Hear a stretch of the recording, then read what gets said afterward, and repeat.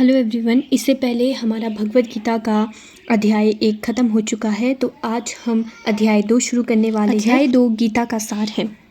तो पहले श्लोक में बता रहे हैं कि भौतिक पदार्थों के प्रति करुणा, शोक तथा अश्रु ये सब असली आत्मा को न जानने के लक्षण हैं। शाश्वत आत्मा के प्रति करुणा ही आत्म साक्षात्कार है। इस श्लोक में मधुसूदन शब्द महत्वपूर्ण है। कृष्ण ने मधु नामक असुर का वध किया था और अब अर्जुन चाह रहा है कि कृष्ण उस अज्ञात रूपी असुर का वध करे जिसने उसे कर्तव्य से विमुख कर दिया है। यह कोई नहीं जानता कि करुणा का प्रयोग कहाँ होना चाहिए। डूबते हुए मनुष्य के वस्त्रों के लिए करुणा मूर्खता होगी। अज्ञान सागर में गिरे हुए मनुष्य को केवल उसके बाहरी पहनावे अर्थात स्थूल शरीर की रक्षा करके नहीं बचाया जा सकता। जो इसे नहीं जानता और बाहरी पहनावे के लिए शौक रखता है वह शूद्र कहलाता है, अर्थात वह वृथा की शौक करता है। अर्जुन तो क्षत्रिय था, अतः उसने ऐसे आचरण की आशा न की थी, किंतु भगवान कृष्ण अज्ञानी पुरुषों के शौक को विनिष्ट कर सकते हैं और इसी उद्देश्य से उन्होंने भगवद गीता का उपदेश दिया। यह अध्याय हमें भौतिक शरीर तथा आत्मा के वैश्लेषिक अध्याय द्वारा आत्म साक्षात्कार का उपदेश देता है, जिसकी व्याख्या परम अधिकारी भगवान कृष्ण द्वारा की गई है। यह साक्षात्कार तभी संभव है जब मनुष्य निष्काम भाव से कर्म करे और आत्मबोध को प्राप्त हो। अगले श्लोक में श्री भगवान ने कहा, हे अर्जुन, तुम्हारे मन में यह कलशम आया कैसे। यहाँ पर कलशम का मतलब है कि तुम्हारे अंदर ये गंदगी आई कैसे। यह उस मनुष्य के लिए तनिक भी अनुकूल नहीं है जो जीवन के मूल्य को जानता हो। इससे उच्छलोक की नहीं अपितु अपश्य की प्राप्ति होती है। परम सत्य का ज्ञाता परम सत्य का अनुभव ज्ञान की 3 अवस्थाओं में करता है और ये सब अवस्थाएं एक रूप है। हे ब्रह्मा, परमात्मा तथा भगवान के रूप में व्यक्त की जाती है। इन 3 दिव्य पक्षों को सूर्य के दृष्टांत द्वारा समझाया जा सकता है, क्योंकि उसके भी 3 भिन्न भिन्न पक्ष हैं, यथा धूप सूर्य की तरह तथा सूर्यलोक स्वयं जो सूर्य के प्रकाश का अध्ययन करता है, जो सूर्य की सतह को समझता है और कुछ आगे बढ़ा हुआ होता है, और जो सूर्यलोक में प्रवेश कर सकता है वह उच्चतम ज्ञानी है। संस्कृत शब्द भगवान की व्याख्या व्यास देव के पिता पराशर मुनि ने की है। समस्त धन, शक्ति, यश, सौंदर्य, ज्ञान तथा त्याग से युक्त परम पुरुष भगवान कहलाता है। ऐसे अनेक व्यक्ति हैं जो अत्यंत धनी है, अत्यंत शक्तिमान है, अत्यंत सुंदर है और अत्यंत विख्यात, विद्वान तथा विरक्त है, किंतु कोई साधिकार यह नहीं कह सकता कि उसके पास सारा धन, शक्ति आदि है।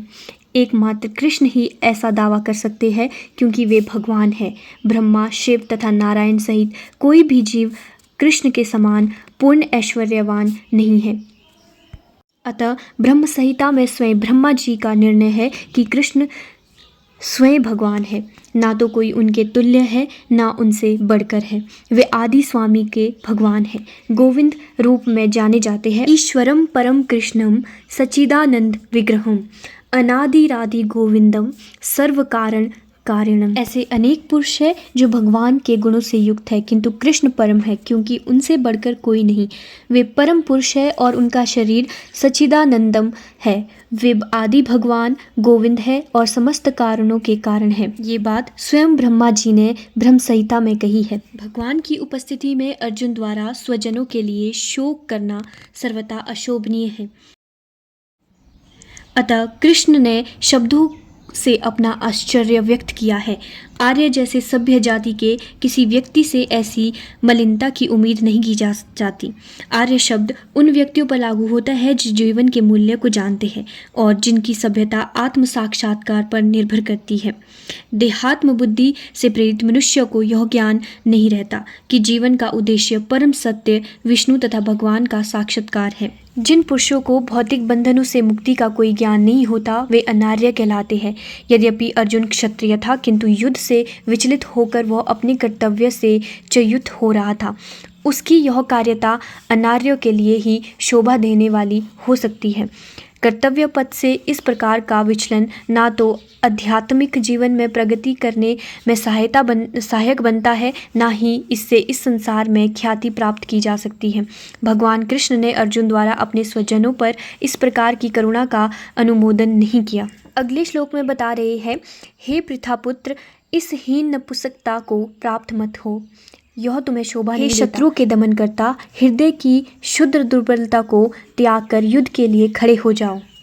अर्जुन को पृथा पुत्र के रूप में संबोधित किया गया है। पृथा कृष्ण के पिता वासुदेव की बहन थी, अतः कृष्ण के साथ अर्जुन का रक्त संबंध था।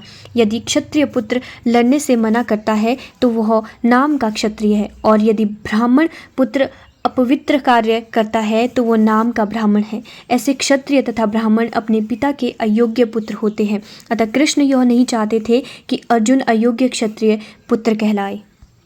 अर्जुन कृष्ण का घनिष्ठतम मित्र था और कृष्ण प्रत्यक्ष रूप से उसके रथ का संचालन कर रहे थे, किंतु इन सब गुणों से होते हुए भी यदि अर्जुन युद्ध भूमि को छोड़ता है तो वह अत्यंत निंदनीय कार्य है।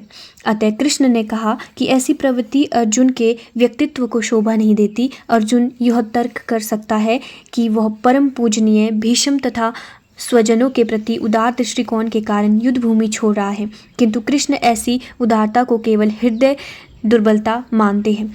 ऐसी झूठी उदारता का अनुमोदन एक भी शास्त्र नहीं करता। अतः अर्जुन ऐसे व्यक्ति को कृष्ण के प्रत्यक्ष निर्देशन में ऐसी उदारता तथाकथित अहिंसा का परित्याग कर देना चाहिए। अब अगले श्लोक में बता रही है कि भीष्म पितामह तथा द्रोणाचार्य ऐसे सम्माननीय व्यक्ति सदैव पूजनीय है। यदि वे आक्रमण भी करें तो उन पर उल्टा आक्रमण नहीं करना चाहिए। यह सामान्य शिष्टाचार है कि गुरुओं से युद्ध नहीं किया जाए। यहाँ तक कि यदि कभी भी रुक्ष व्यवहार करे तो उनके साथ रुक्ष व्यवहार न किया जाए। तो फिर भला अर्जुन उन पर बाण कैसे छोड़ सकता था? क्या कृष्ण कभी अपने पितामह नाना उग्रसेन या अपने आचार्य मुनि पर हाथ चला सकता है? अर्जुन ने कृष्ण के समक्ष ये कुछ तर्क प्रस्तुत किए। आज के लिए इतना ही, आगे बात करेंगे अगली वीडियो में।